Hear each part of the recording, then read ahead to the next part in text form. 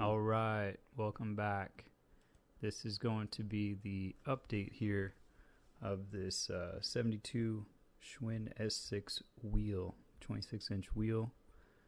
These are photos of the damage after I got the tire off here, and this is the wheel spinning before I had it repaired. And then sure enough,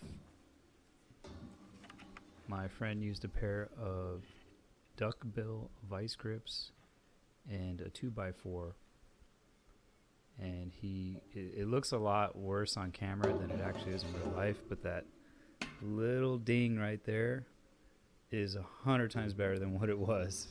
I mean, this wheel is back to 95% restored, and I'll take it. It's straight except for that one little area of like a little ding, but you're not even going to feel that, not with the weight of this bike.